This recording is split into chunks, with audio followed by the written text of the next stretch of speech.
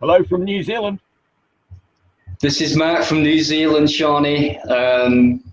You know, I get massive respect on here with amazing people. So I'll tell you what, I've got a lot of time for Mark down here. No, down there. And one of the first auditors in New Zealand, probably the first auditor in New Zealand, and one of the best things he ever did, one of the best things I've ever watched him do, was he did an audit outside a courthouse in, I can't remember, where was the hockey sticks and the parking drama? That was Waitakere or Waitakere. Yeah. And not only did he do an audit there, but he then realised that all the parking tickets that they'd been giving out outside the court were all fucking illegitimate. And he went through the court system himself, right, and changed all of the road markings, right, and got everybody that got given a ticket there their money back. How cool is that? Ask him, Mark, you explain it. You'll explain it better than me, Mark. So let Mark explain it. Honestly, it's a brilliant story, and this is just from one audit. It's incredible. Action. Oh, I've grabbed it wrong. Sorry. Pull over.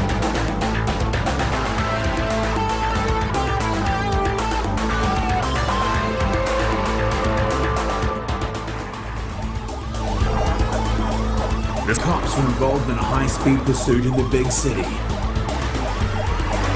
In a pursuit like this, the key is to stay close, but at a safe distance. Unfortunately, policeman can't. Constable Bell has involuntarily exited the vehicle, temporarily halting the pursuit.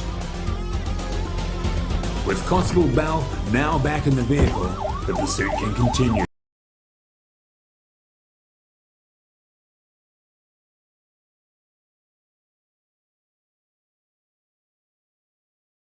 And it doesn't spill. You know, I spent 2 years going through that flat earth stuff, and a lot of it had merit, but at the end of the day I come to the conclusion that it doesn't fucking matter, quite frankly. It doesn't matter whether it's a ball or flat. We're still on it, and we still got to all live here, so work it out, guys. I remember having a conversation with a friend of mine, and I did some work on his house for him, and my car wasn't working at the time. It was in the garage. So he said, don't worry, I'll come and pick you up. You can have lunch and dinner at my house. We'll crack on with all the work, and then in the evening I'll drop you off. And I remember him dropping me off, and we were sat there, and we had a beer back at my place, just sat in the garden sort of thing. And he asked me about this flat earth, globe earth discussion. And I said to him, I'll tell you what, right? If it's a flat earth, a triangle earth, a globe earth, a square earth, if the monetary system and the political system stays the same, what difference is it going to make? None whatsoever. So don't go down rabbit holes that if you're going to concentrate on something, concentrate on the complete corruption that's going on right now, right here, and has been for the last, well, since 1913 when the Federal Reserve came in. That's as a citizen in a country, as a citizen in whatever country you're in, you usually have some rights. So use them or lose them. What it boils down to. Exactly. And it was like I couldn't. Where'd you go there, Nige? You dropped out. Sorry, Fluke, you dropped out, bro. No, I'm still here. Am I still here or not? Oh, yeah, you're back. And that's what I said to him. I said, well, look, what happened if you found out the Earth was flat tomorrow, but the Federal Reserve System stayed the same, and the Bank of England system stayed the same, and that every other central bank around the world? Because we're all living in a monetary system. Exactly. So, and if the political system stays the same, you know, what difference is it going to make? It's going to make no difference whatsoever. Even if you came up with the golden solution to the flat earth theory or the globe earth theory or whatever, what difference does it make? Is it going to make any difference to you Monday morning? No, it ain't. You know, so stop concentrating on things that don't fucking matter and start concentrating on things that do matter. It's another thing like the Y2K bug. You know, everybody was in fear of it. You know, the flat earth argument was, well, if it was actually proven that it's flat, then society structure would collapse, because it's always the biblical system versus the, and there would be religions collapsing the next day, and it's just like the Y2K disaster. None of that shit exists unless it's in your own head, because you're the one thinking about it.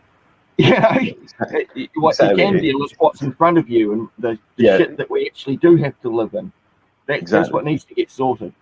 We could all argue whether or not we're in anything other than our own bodies. Again, it's all word magic. Sharpen your kung fu, guys. Learn language, the etymology of words, where they originated from.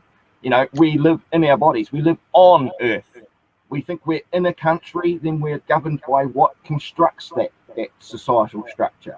And it's the old free man of the land argument. I live in common law and I live in maritime law. I mean, it's all, they've got you all fighting against each other, and actually, instead of looking at the problem, which is usually them. And then people go, who is they? You ever heard this one, Fluke? Who is they? They. It is the hierarchy enslaving you.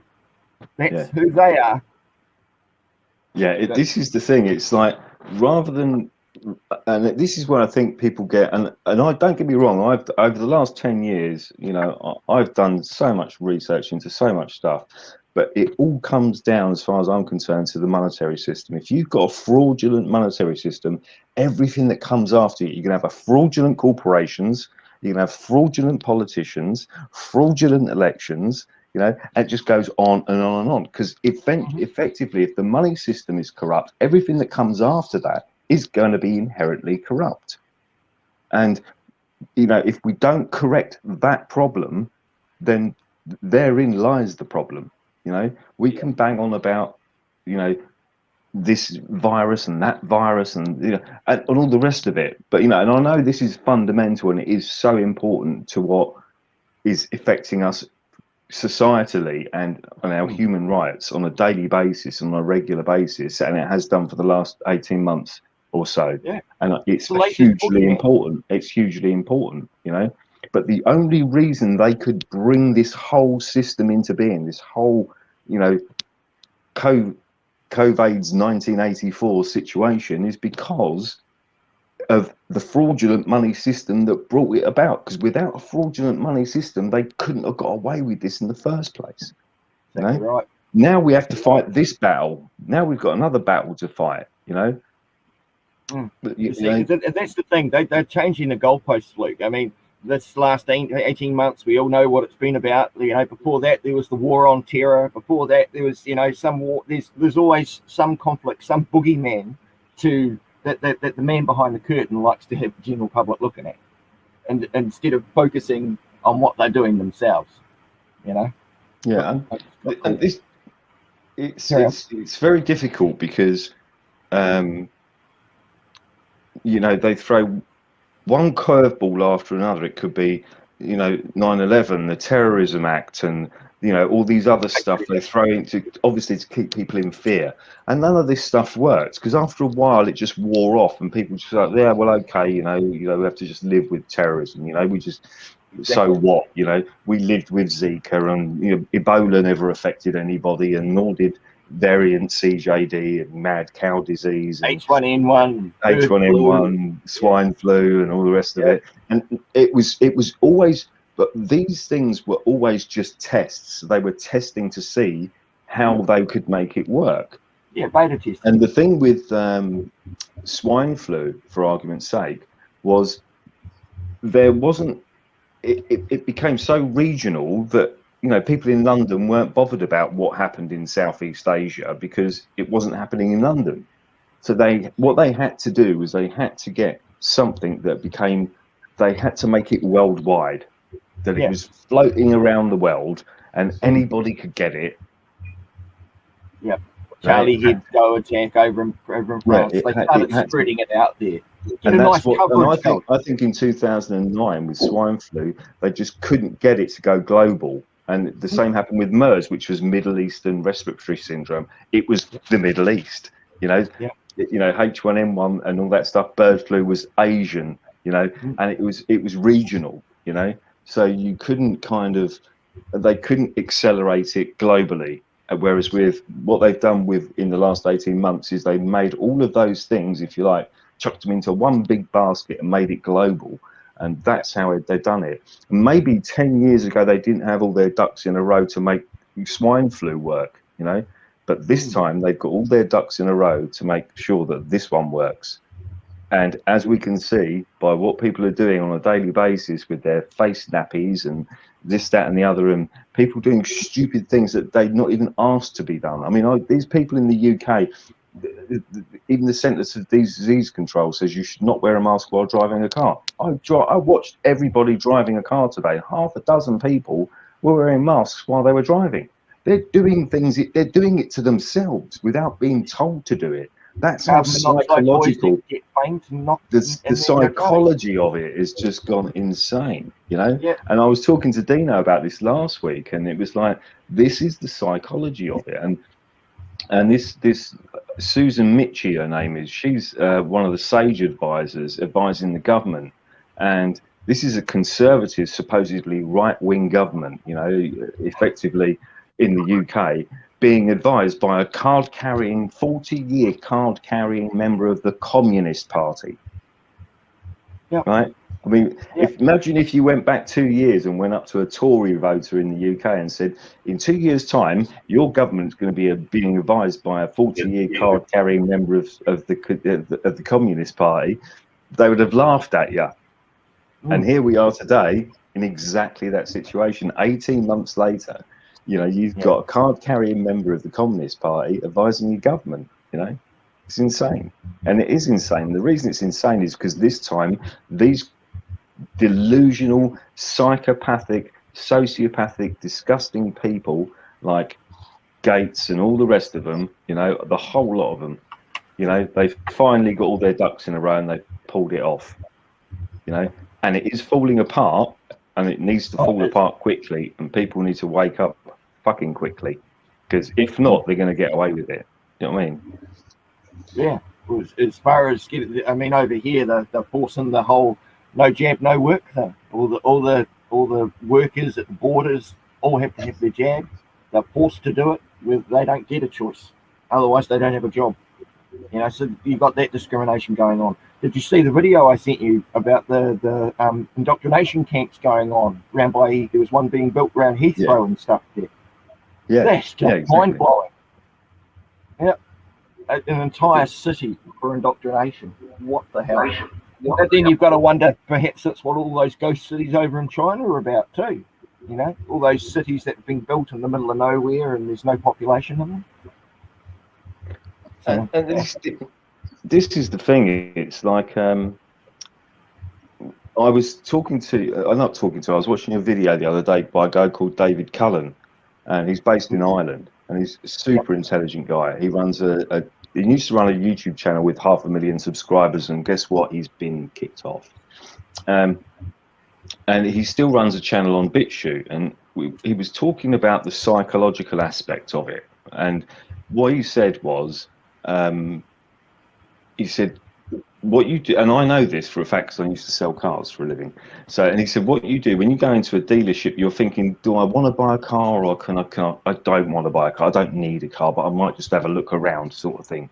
So the salesman tries to get you into, well, do you want an estate car? Do you want a hatchback? Do you want a saloon? Do you want a red, blue, silver, black? You know, choices. And then you're taken out of the do I want to buy one or not to making a decision about, well, should I have a blue one or a red one or a black one? Suddenly you're taken out of that mindset of, no, I don't want to buy one, you know? Now it's just a matter of what colour. Yeah, so you're taken out of that mindset. Now, the same thing has happened with masks, right? Here's an example, masks. So the narrative in the press is, as soon as masks came up, everyone stopped talking about, are they good for you? Are they bad for you? Where's the health advice? Where's the, you know, the medical papers that show that they work? No. Should I wear an N95 mask or a surgical mask, or should I wear a homemade mask? Or, do you know what I mean? They've taken you out of that, I don't need to wear one, and what's the medical benefits? They've moved you into that paradigm of thinking, well, what type of mask should I? Yeah. Exactly. And there you go. They've used the psychology again on people, and Same thing could be said of lockdowns, right? Yeah. You know, everyone stopped talking about the legalities of it or the illegalities of it or the benefits or the potentially the fucking detrimental effects on suicides, depression, alcoholism, you know, Anxiety, spousal abuse, you know, physical abuse in the home and stuff like that. You know, they stopped talking about that. They started talking about, well, maybe the Labour Party have got a better idea about lockdowns than the Conservative Party. So they've taken you away from thinking about lockdowns as inherently bad and pushed you into the paradigm of discussing whether it's a left-wing lockdown or a right-wing lockdown. Yeah. All of a sudden, you're not worried about what's behind the curtain. You're just arguing over the colour. Yeah, exactly. And that's exactly what's happened.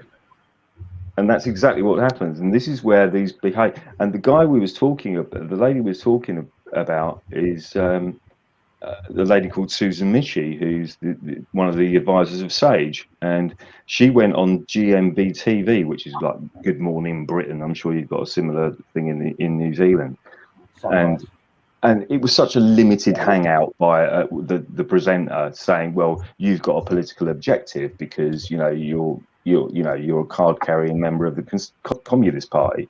And she said, no, I'm not here on a political agenda. I'm here as a scientist. But her science qualification is she's a scientist on behavioural science. She's not a virologist. She's not an epidemiologist. She's not even a fucking biologist. She's there on behavioural science. That's what she's there for. And what are they doing? No medical degree whatsoever. Yeah, so she's taking you out of the whether I want to buy a car or not and taking you into the paradigm of do I want a blue car or a black car or a white car? That's her job, is leading you on a behavioural mental sense, because, you know, that's how they do it. That's how they got to do it. They've got to take you away. Here's another example, for argument's sake, on the same thing. Is it a natural virus or is it released from the Wuhan lab? Right? Now, here's one thing that it will take you away from. Does the fucking thing even exist? So they've taken you out of even questioning whether the damn thing exists into the question of, oh, is it naturally occurring or is it released from a virus, released from a lab? So, or is it the influenza? Yeah, or was it just the flu? You know, they want you to take you away from that discussion and enter you into the other discussion of, well, is it natural or is it released from a lab? You know, and that way you're admitting it exists in the first place. Yeah, exactly. And you then have to, you know, dismiss anybody that says it doesn't exist in the first place. They never isolated it, never did anything like that. They never visualized it. It was never done, no post-postulate or anything like that. And even the head of the equivalent to the CDC in China said this is a quote from him, and I'll quote him directly. And he said, quote, "The problem is they never isolated it." That was his words. Yep. Sums it up, really, doesn't it? Yeah. So, yeah, strange but true, you know. And it's like, this is the thing. It's like right now they're arguing over whether or not they do federal prosecutions against Fauci over in the States right now. There's you know, so they're just reinforcing that. Oh yeah, no, it's there, it's happened. It's just, and like you just said, you know. The fact is they didn't contain it. Oh, so it did exist. You know what I mean? Yeah. And this is the thing. I mean, Rand Paul had that ding dong with Fauci. I'm sure you've seen it. Oh, and Rand Paul has today put in I don't know what they call it, the paperwork into the Department of Justice to say he needs to be investigated. For indictment. For lying to Congress. And he's put that paperwork in today, apparently. So that's as far as updated as far as I know. I only found out this afternoon about 4 o'clock. So, but that's what they put in now. So it depends what the Department of Justice does. But the Department of Justice is just a department of government, and each department of government is going to be inherently corrupt. So what are they going to do with it? They'll tell you what they possibly could do. They could possibly go after Fauci and tear his arm. Or they'll shove his paperwork right down to the bottom of the pile, and it will take 3 or 4 years, and by then they would have got what they wanted, and everyone would have forgotten about Fauci by then, because he might have you know, been suicided or whatever, or you know, another boogeyman will just show up. Yeah, and another boogeyman show up in his place. So, and that's the thing. It's like the constant turnover. Like we got rid of Matt Hancock in the UK and replaced him with this other prick. Do you know what I mean? It's just another one waiting to take the job. You know. And what's he doing? He's doing exactly the same thing that Matt Hancock would have done if he'd stayed in the job. Nothing's changed. Just the face. The face has changed. They're all classmates out of the same Tavistock Institute, sort of thing. You know, they all know each other. It's the same with the Galton Institute and things like that. You know, it's all eugenicist based. It's all about basically depopulation. We all know about that. It's so bloody obvious. It's untrue. Over in the States, it's more a foundation, though, isn't it? You've got the Yates Foundation and the Oprah Winfrey Foundation. This is the thing with these foundations. They like to make themselves out to be charitable, and they give all their money away. And really, bullshit. Because if you were giving your money, it's easy to give money away. If I had £100, I could give it away tomorrow. You know, but Gates has made more money in the last 10 years than he's given away.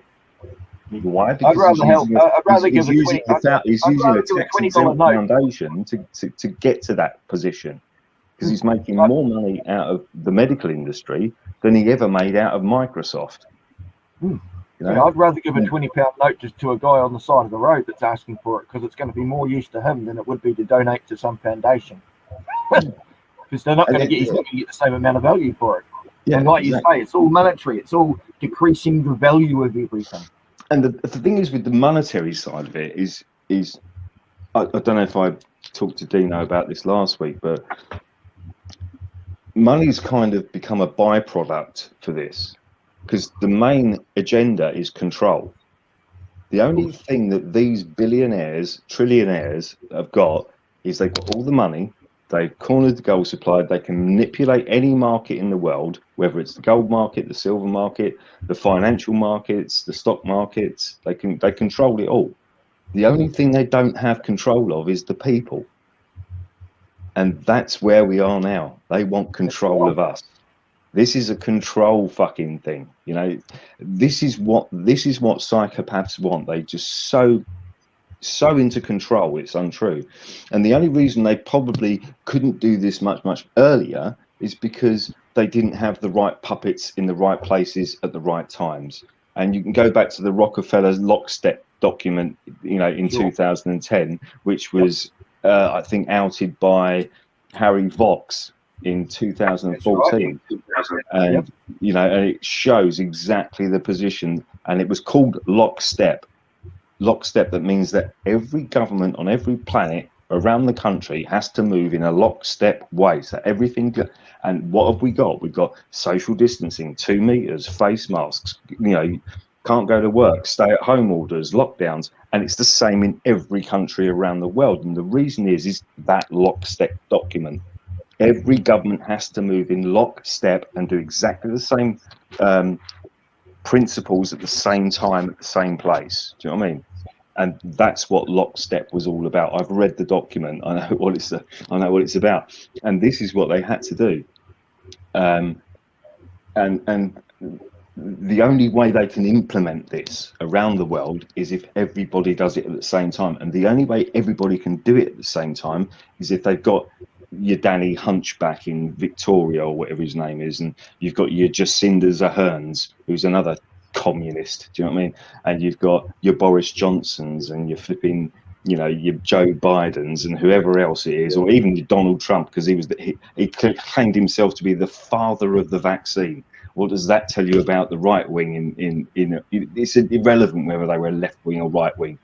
You know, they were put there in the first place because they had the money to get the people in the right places at the right times. Your Hancocks and the Whitties and the Valances over here, all these medical advisors, all bought and paid for by the Bill and Melinda Gates Foundation and the Rockefeller Foundation. That's how they did it. They did it by getting enough corrupt people, because everybody's got their price. You know, everyone's got their price. I remember talking to a guy that I used of the place that I used to live, and I said to him, there was a guy there, an old guy there, and he used to have a dog, and it was a Springer Spaniel called Toby. And I said to my mate at the time, we were discussing this is first time COVID.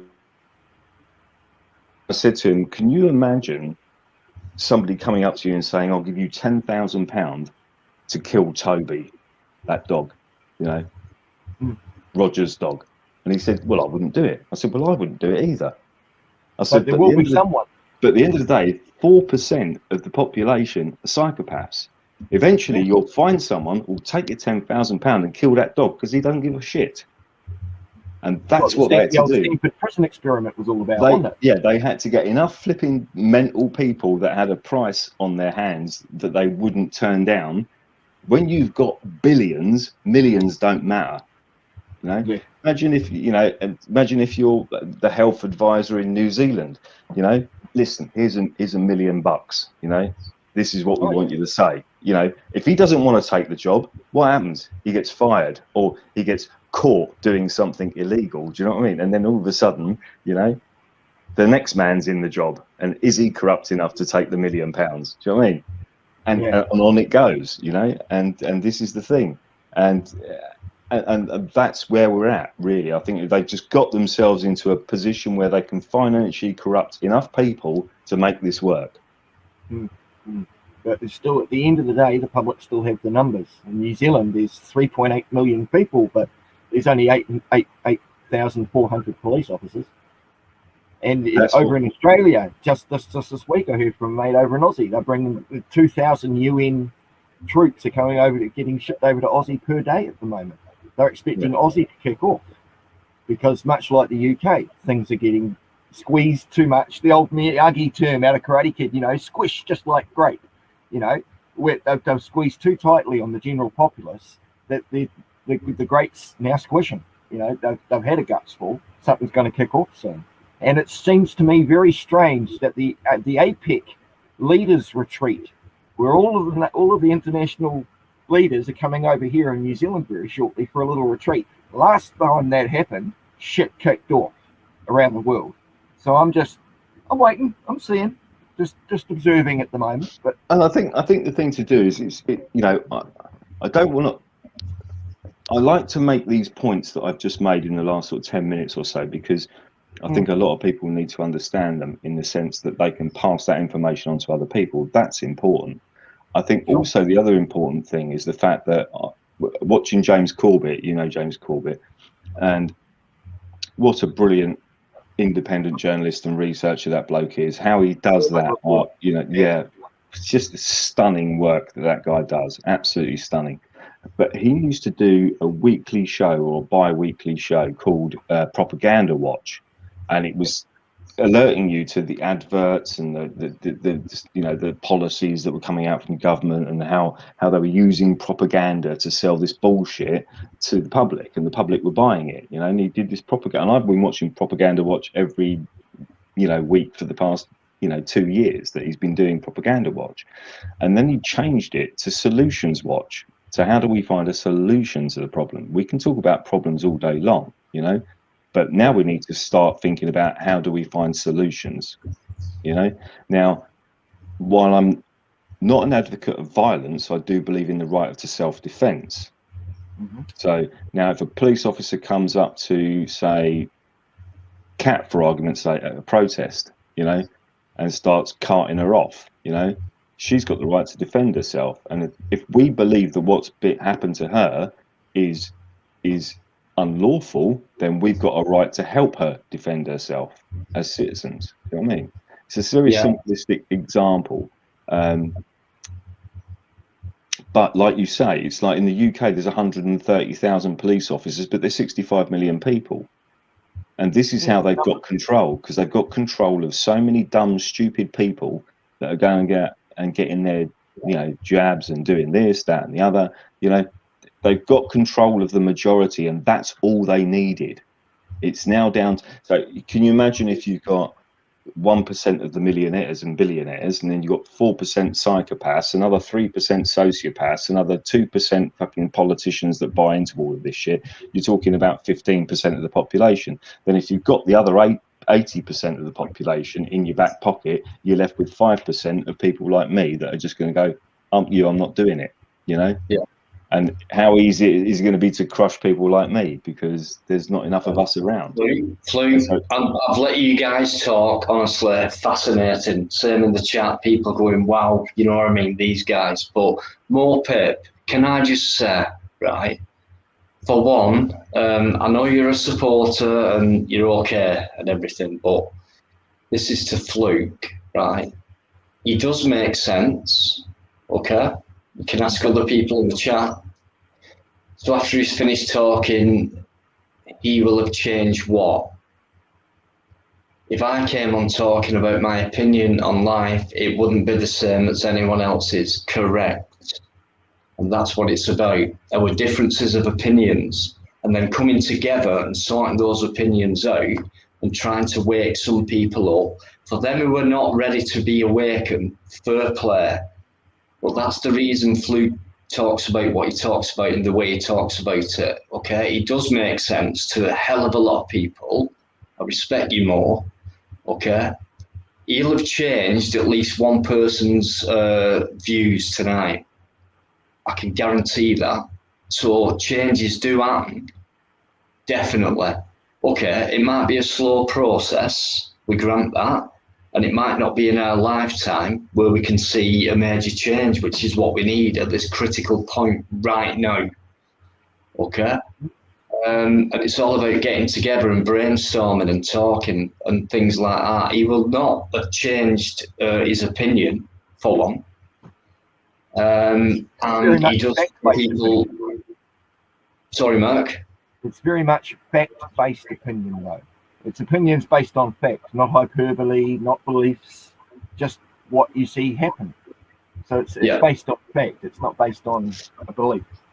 Yeah, I didn't kind of read The Sun last week and just come up with all these opinions. Do you know what I mean? I've been doing this stuff for 10 years. It's not like I just started thinking about it last week and just came up with a load of points. Do you know what I mean? One sec, just following on from that last comment, crazy guy. Fluke gets people thinking the change is there.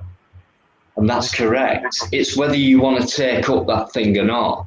Don't just go, oh, well, you know, we're stuck in this, there's no point, what are we going to change? You know, nothing's changing. It is changing. That's exactly what they want. That's exactly how they want you to think. They want you to think, oh, well, what's the point? What's the point? They just want you to give up. And I ain't going to give up, you know, until they put a bullet in my head. I don't give a shit. I'm not giving up. It's as simple as that. And this is cognitive dissonance as well, to a certain degree. And yes, it is. I was talking to someone the other day about cognitive dissonance, and they didn't know what I was talking about. So I used an analogy that I've used on a lot of people. And I say used on a lot of people as if I'm taking the piss out of them. I'm not. I'm just trying to explain it to them. So I said to them, can you imagine if you grew up in your street for the first 18 years of your life and every piece of furniture in your house was black, and every friend that you went to visit had black furniture, and every school you went to had black furniture, etc., and you carried on that for like 18 years. Now on your 18th birthday, somebody took you to IKEA. That would blow your mind, wouldn't it? Yeah. It would blow your mind. Now, either you would accept that and embrace it and go, great, I can have a yellow sofa now, I can have a blue sofa, I can have a red dining chair, and you'd accept it and just dive into it, you know? Or you would scream with your fingers in your ears, run home and cuddle your black sofa, because it's down to the person, whether they're going to accept that knowledge or not. That brings me to the point I was going to point out before to you, Luke. It's not about changing other people. No. All you can do is, through knowledge, learn and change your own opinions, change your own view. You can't, no matter how hard I try, I cannot make my wife change her mind. You know, she will come up to her own thing by herself. It's not for me to change anyone else. All I can do is change me by learning knowledge, getting more intelligent, not being ignorant of and a sheep, just listening to thy leader and saying, yes, I'll do anything you want. Thank you, sir. May I have another? You know, and it's knowledge that becomes empowering. Absolutely. And it's the very same analogy. You can't take a horse to water. You can take a horse to water, but you can't make it drink. So all I'm doing is taking the proverbial horse to the water and leaving it up to decide whether it wants to drink or not. Yeah, that's right. That's all I can do with the information that I give people, whether it's about the banking system, the financial system, this, that, the other, political system, the COVID thing, everything else. It doesn't matter. All I can do is lead people into that direction and let them make their own minds up. I can't force them. You're planting that seed, guys. You plant that seed, and it's not like any of us are trying to force it on you. It's like, there you go. This is what we said. Absolutely not. Hang on a minute. Wake up a bit. And there you go. Take it or leave it. But that's the frigging truth about it. So very much like it's like Danny Shine, the social experimentalist. Danny Shine. He goes, "Don't believe me. Don't believe anything I'm saying. Figure it out yourself." He's just giving you the information. You might take it in, go and look into it further, or you might just pass them off as a nut job. My first piece of advice would be to say, unlearn everything you've been taught first, right? Which won't take long, guys, right? And then begin to learn yourself. Go back and think, right, when I was a kid, that happened. There wasn't this what we've got now. Why has it got to this what we've got now? So when I got into a teenager, that changed from when I was an infant. Okay, changes are permanent and all that. And then we've got to this stage now where we really do need to open our eyes. It's a critical point. It's not about we can't say too much. That's the thing. Yeah, well, it's getting people out there to think of the 6th sense we all have. We have 5 senses, but we also have common sense, and people don't use that 6th sense. Life's so much easier if you just follow what someone else makes the decisions for you. It's about self-empowerment, learning to take your own responsibilities. If you give someone shit on the chat and then get kicked out for it, it's not the person that kicked you out's fault. It's what you said. No, and this is another thing. It's like somebody said to me a few weeks ago. I was talking to somebody that I've known for quite a long time, and he said to me, "How the fuck do you know all this stuff?" And I said, "Well, I didn't just wake up the other day and have an epiphany, and God sent all this stuff to me." Do you know what I mean? This has been 10 years of me researching and learning and watching videos, and if I don't understand something, I research it. I go online, I go to a library, I look up words I don't even know. You know, I do tons of stuff. You know, I do. Before this 10 years you're talking about, obviously, before that, you've been growing up learning about these things with your open mind and realizing what's been going on, and then the last 10 years doing some more research and finding out more. And I've always said to people, I never got an education until I left school. Yeah. You know, that's when I started getting an education, you know. I remember one of my first jobs after school, when I first started full time at work. And my boss was a mad football fan, and so was I. And he used to buy the Sun newspaper every week, which is a complete red top tabloid, as you know, just in case Mark doesn't know. And I'd read the football pages, do you know what I mean? And then I'd look round through the other, and I was thinking, what is all this other shit? It's just bollocks, you know. And so, and don't get me wrong, I went out. I was aged 18 years old, and I started buying the Times.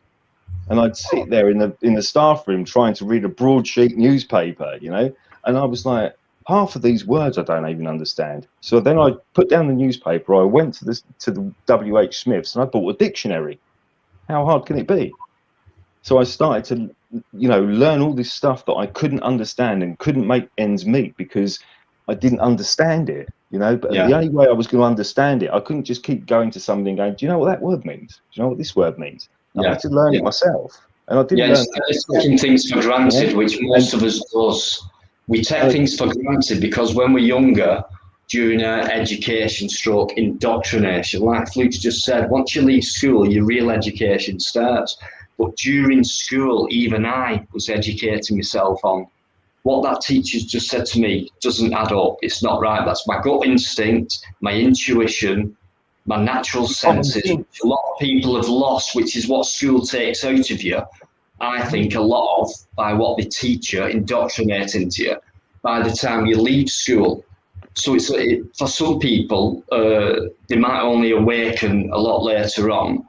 But I found when I was in school when I was younger, I kind of was well aware of what was going on without knowing for real, like I do today, even though I've got older, but I'm getting to grips with what's really going on now.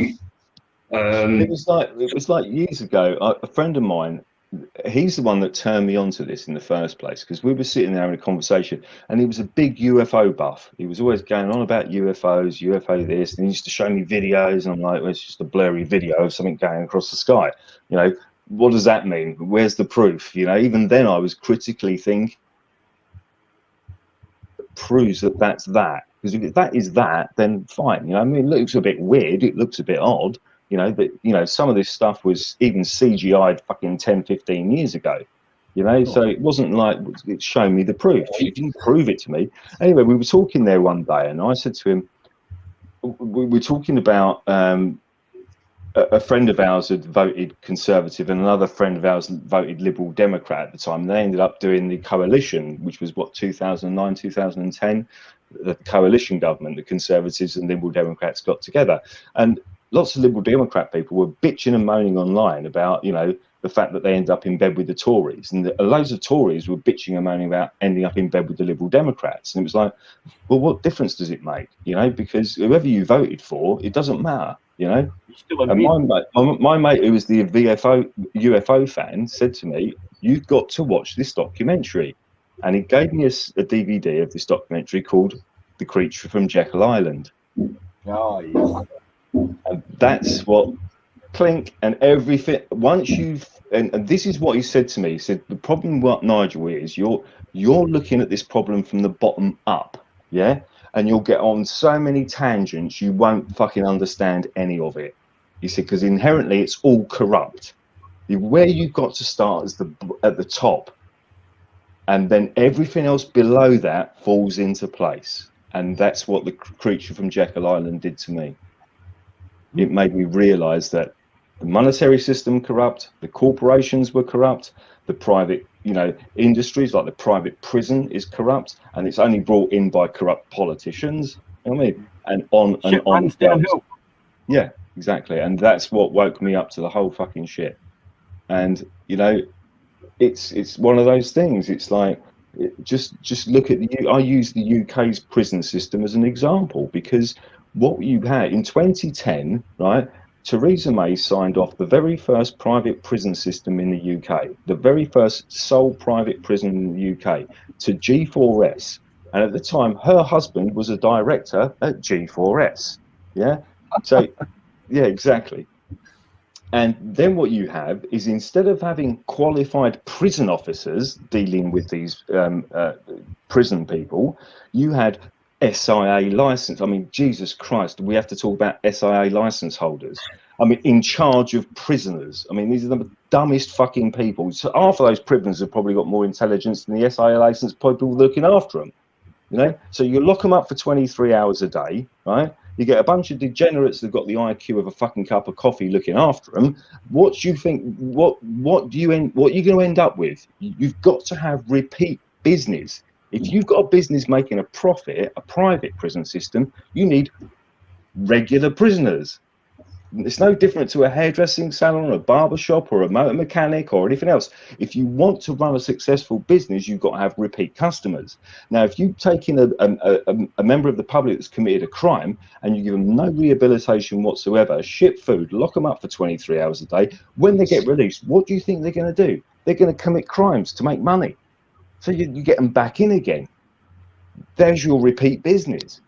And that was one private prison in the UK. We now have 16 private prisons in the UK.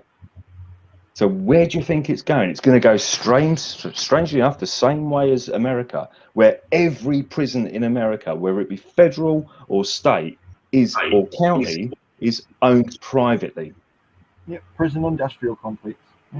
Yeah, more Pip, I know you've come in again, and I know you're very respectful and you're a supporter and things like that, and it's right to ask questions like this because of what Fluke says and myself and Mark says and things like that. It's not about changing, well, it is about changing laws, but it's then the law is changing the laws against us.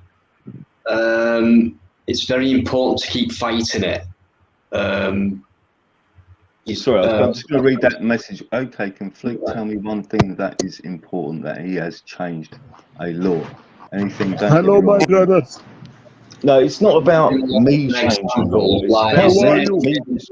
It's just about me planting seeds, and hopefully people can go, right, okay, well, I'm going to think about that, and I'm not going to believe what Fluke says. And I've always said to people, don't believe a fucking word I say. Go and research it for yourself. It's up to you to kind of go out there and do it for yourself, because I can send you down those rabbit holes and make you think about things, but it's up to you to do more research. It's not up to me. It's up to you. I've done it for 10 to think. That's down to you. Either you're going to think for yourself and get on with it yourself, or you're just going to go, oh, what's Fluke done that's important? Has he changed any laws? No, I haven't changed any laws. That's not the whole point of me not being here. I don't want any laws. I don't want any government. I don't want none of that shit. I don't want none of it. And going back before the law, question mark, it's like, what has Fluke changed? The law, as an example, you're asking the law. No, he hasn't, but he is changing a lot of people's minds. And it has to be I also do auditing. And I respect every single man in here.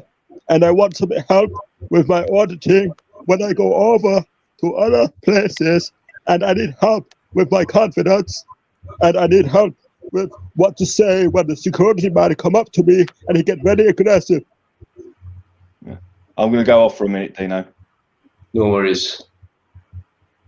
I would say just when I do my auditing in the supermarket, the security guard gets very aggressive to me, and he come up to my face and he says, "You don't do this here." And he grabbed me by my shirt and he was disrespectful to me. I want help from you guys to tell me what I should do in a situation where I'm vulnerable. Where are you from? And what are your laws? Where are you from, first of all? And what are the laws that you have? I am from the Middle East. I don't want to give my Middle East. You audit from the Middle East. Well, you've certainly. I want to clarify that I don't. Good try. That was interesting.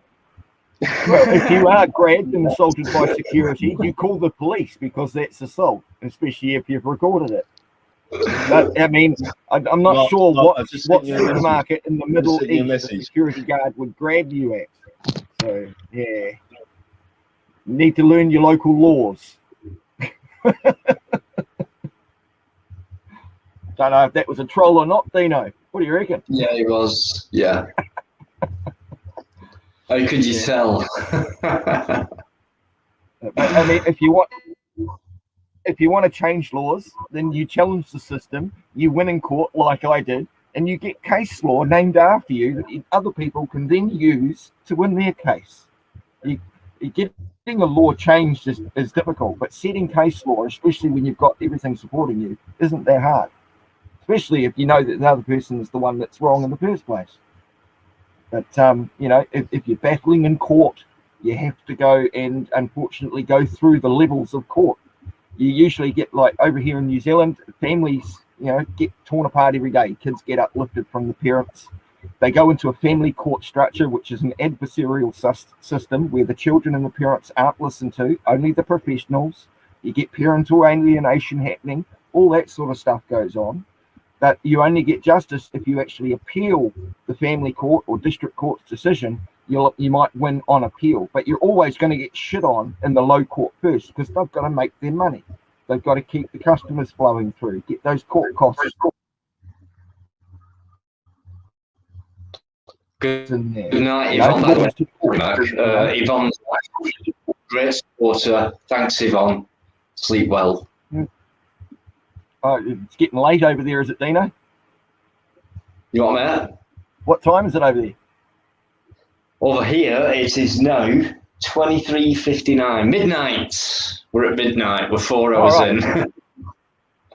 So you're 11 hours behind us then, because we're at 11 o'clock in the morning over here, Saturday morning.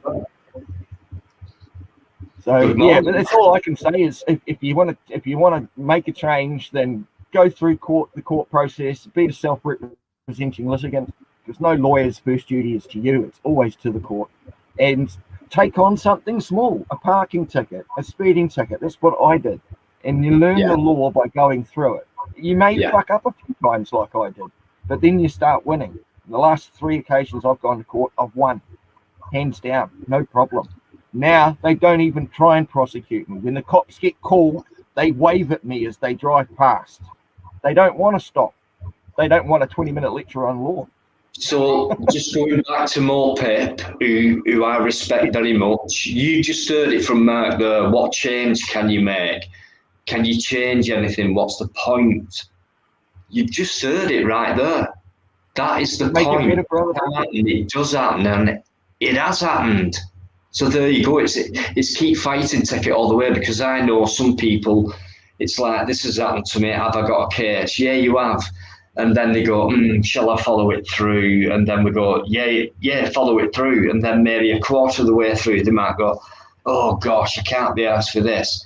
And then some people might carry it on further. It will take a long time. Do not expect things to happen overnight. You could go through a case and it could take 12 months, but it's well worth what could be the end result, which could be a positive result, which means, like Mark's just said, he's won. That's a victory. So think changes can be made, and it's going to be very slow. It will take a long time. There's proof right there. Yeah, well, I'll tell you, Dean, it will take a long time. My first speeding ticket I challenged back in 2012, I didn't get anywhere. I tried the free man of the land type stuff. None of that worked.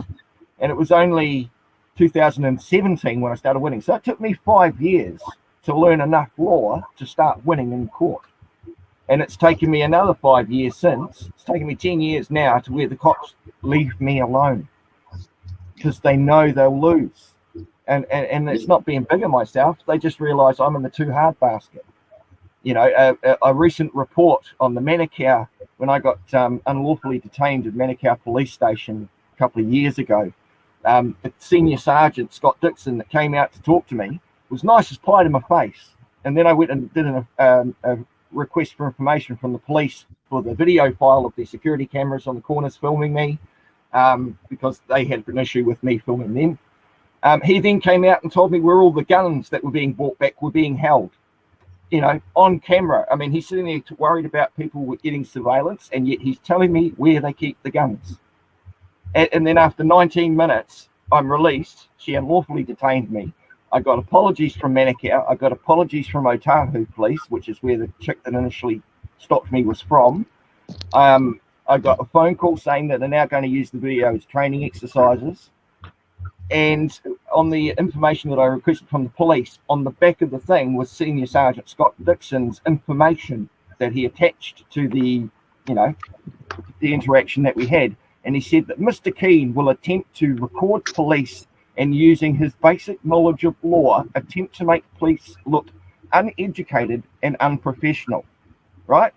Next sentence, he says only a senior sergeant or higher should interact with Mr. Keane.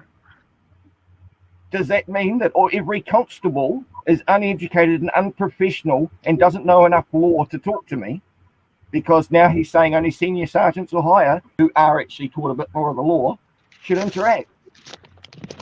No, I'm not making them appear anyway. I'm simply capturing it 30 frames per second. She said, I have to detain you because I need to know who you are. I said, it doesn't matter who I am. Do you suspect me of committing an offence? Well, no. So why are you detaining me? It's that simple. They never found out my ID. A cop from West Auckland came over and he goes, aren't you normally over in West Auckland? And I go, well, he knows who I am. You don't need me to tell you. They wanted to know where the car was parked to try and do the old, PNC check on the car to see who's registered. Well, there's 2 registered owners, so good luck picking. It's really, really fun, but they will never say sorry. They will never apologise. They will never drop the case until it's actually at your first call hearing or your defendant hearing, and they'll say, oh, we're just because they've just chewed up 7 months of your life. They're not going to have guilt, are they? Yeah. Sorry, I just wanted to come back on quickly and just say I had to get off straight away as soon as Crazy Guy came on, because straight away you knew what he was all about. I just had to get straight off. I just knew what was going on there. I was just like, I'm not You even weren't going to long deal with there, that you twerk. weren't Do you know what I mean? long. So sorry. But, Yeah, I know. I just actually when I you may as well go away, CBO expert. I clicked off and sent. I clicked off and sent Mark a message straight away, and I was like, I had to just go and get a breath of fresh air, and I thought I'm not going to deal with that. Definitely not. You know. Yeah, once we figured out he was attacked by a security guard in the Middle East supermarket, all that yeah, didn't really happen. You really got to get your backstory right, trolls. Before jumping in, make sure you practice. You know, we Do you only know want what, top mate? class I trolls don't in get here. many trolls in these days. I don't get many in because I've got Leah and many others. Like, it's just the last 4 weeks, it's like they've just been wiped off straight away. I'm going to have a quick break, guys. Well done to the moderators, by the way, for doing their job. You know, it's all voluntary, I'm sure. So top notch. Thanks very much, Leo M, for helping us out. It's really awesome. Somebody, where are we up to, Flukey? What am I up to? Just sorting out my personal fucking problems at the moment. I've got enough to deal with. Dealing with the government. You know, how easy can that be? Oh, yeah. So I always found, bro, that you don't get emotional, don't get upset with them. That's what they love. They love sapping your emotional energy out of them. Just be as cold back at them as they are to you. And if they, instead of getting upset, fucking take it humorously. It's always a lot easier to accept things with a bit of humor. What I've done is I kind of sat back and I talked to a friend of mine that I've known since I was like 7, 8 years old. We don't see each other as often as we'd like to because he's now married, he's got 2 children and blah, blah, blah, and this, that, and the other. But when we do talk on the phone or we meet up for a beer, you know, we don't stop talking. It's like we're just back to 8 years old again. You know, we just don't stop talking. And he said to me, look, Nige, you're clever enough to fucking know how to deal with these people. Just use the reverse psychology on them. Do you know what I mean? Because everything's in your favor, right? He said, because you've worked all your life, you've never been unemployed, you've never claimed any benefits. Do you know what I mean? Now, you paid all of that money into the system the last God knows how long, right? Now it's your chance for a bit of payback, you know? And he said, so at the end of the day, you know, you use that to your advantage because, and I thought to myself, yeah, you're absolutely right. Because, so what I started doing was when I said to them on the phone, I'd say, look, I don't know how this benefit system works. I don't know how this housing benefit system works. I don't know none of this shit. So you're going to have to babysit me through it because I don't know how it works, right? That puts them immediately more on the helping you foot rather than the back foot. Because if I go in there and have a go at them, they're just going to blank me, you know, oh, he's being aggressive, I don't want to deal with him type of attitude, right? Well, if you go in there, get labeled. and you just act a bit more sort of not apologetic, but just say, look, I really need some help because I don't know how this works. What do I need to do? At what stage do I need to do this or do that? What do I have to give you? What information do I have to give you? Because they're bureaucrats, they know exactly what information you have to give them. So they go, and you'll be surprised how quickly they go, right, you need this first. So if you fill in this form, okay, I'll fill in that form. And you need to fill in this form, fill in that form. And then and use that reverse psychology against them because they don't know it's being used on them. Exactly. I mean, if you act ignorant, and I'm not saying that I'm ignorant of a lot of things because I don't know everything. So if you go in there, and I mean, the government officials and bureaucrats are used to dealing with ignorant people. So go in there and just plead ignorant.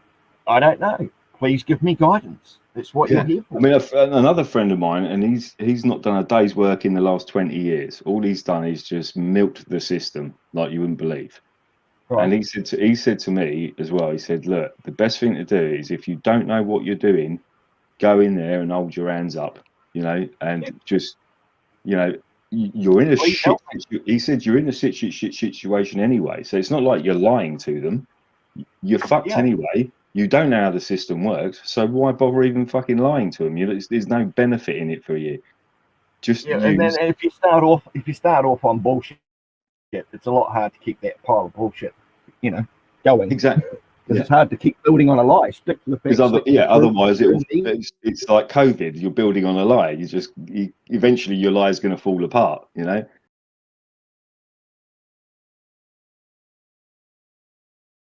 So in a nutshell, we won't go into the situation, we don't have time, but we will assist with the rolling cone off. Our job is pretty much a safety role to lend assistance. Oh, Jesus Christ! But then, drama. This is Constable Marty Hernandez. He's involuntarily entered the vehicle through the windshield while he was doing a rolling cone off. It's not an ideal situation, but it is a new situation we have here, and... You alright, Hernandez? You alright? To be honest, he should have been wearing a vest. Just hit subscribe if you would like to make following easier for you. I look forward to catching up with you next time. All the best.